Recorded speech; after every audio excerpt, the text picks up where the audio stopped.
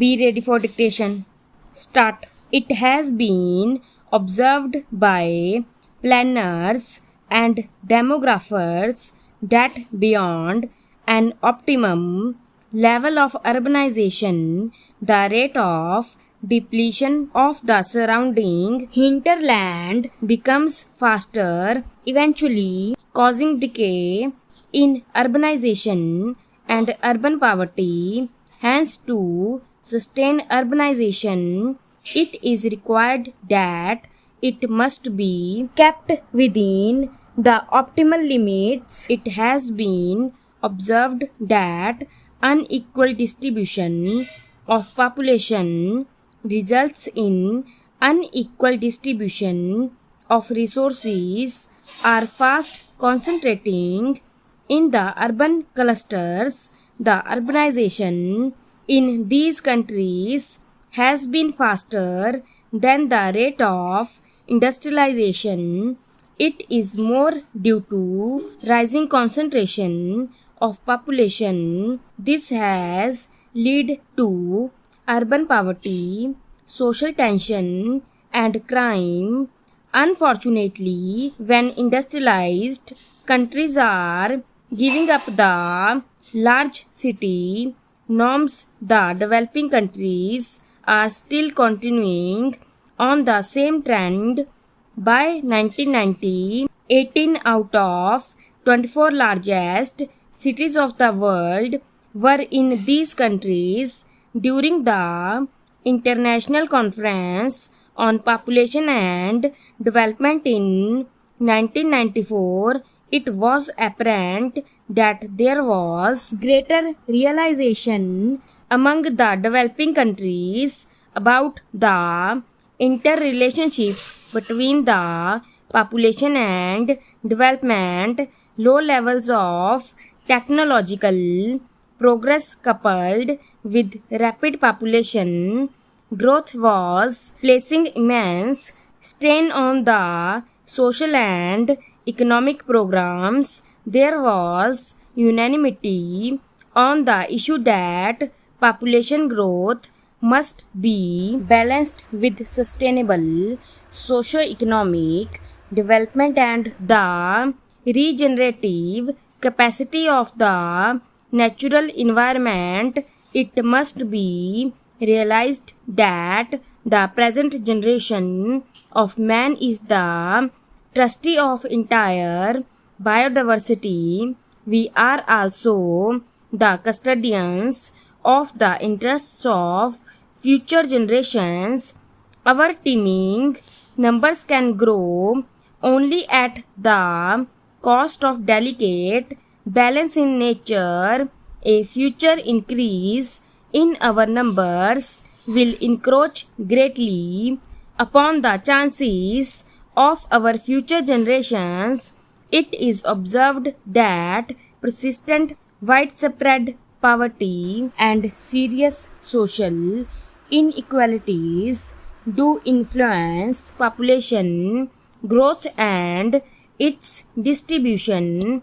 Therefore, it is sought that the population should be integrated as a major issue in the development strategies and planning at all levels. All our calculations and policy initiatives will go haywire if we fail to integrate population issue in the broader development strategy. There is now a distinctive rise in social awareness on population issues. Majority of countries have formulated their respective comprehensive population policies, and population has become an issue high on their national agenda. In our campaign against the numbers, our focus has been to control the birth rate and linkage to small family. We emphasize linkage between small family norms and greater opportunities for human resources development beyond economic logic and policy. The problem has its sociological dimensions as well. We will have to focus on the major sociological factors that can influence the population issue. Social attitudes towards women is one such factor. Traditionally, women are deprived of a role in decision making at all levels, from family to the highest policy making fora. This attitude has to be changed. The need to give women decision making rights were recognized by the ICPD in 1994, further in Beijing at 4th World Women Conference. The need for overall empowerment of women was demanded.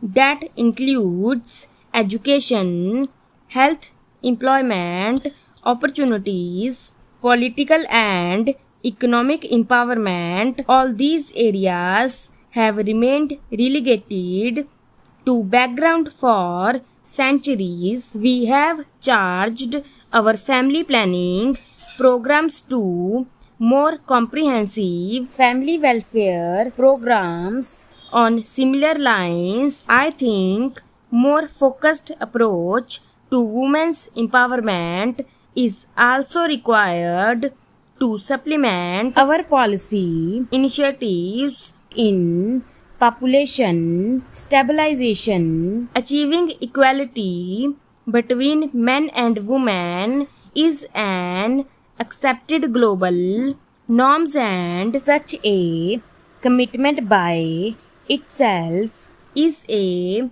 hallmark for a democratic civilized society. Further, it has been recognized that empowerment of women has a significant bearing over the demographic issues. At ICPD, it has been recognized that population and development programs are most effective when steps have simultaneously been taken to improve the status of women among the developing countries, where a substantial part of the economy is in unorganized sector. Much of inputs and outputs of the workforce of women remain unrecognized. Women control most of the non-monetary economy, like subsistence, agriculture, domestic labor, and bearing and raising the children. They also play significant part in money economy, like household industries, informal sector, wage labor, etc. In spite of their contributions, the index of human development, like education, health, employment, and life expectancy, remain low. In case of women, ignoring the needs of women has resulted in uncontrolled population growth, high infant and child mortality rates, weak micro and macro level economy, and overall deterioration in the human development index and social development. Though they remain the basic cohesive force in the family and are the custodian of values in a traditional social milieu, women have few choice in life outside the marriage and bearing and rearing of children. We cannot afford to exclude them from having equal opportunities as men in their life. They not only constitute about half of population but also influence the future generations. More significantly, investment in women should be seen in this light. It will mean better life. Stop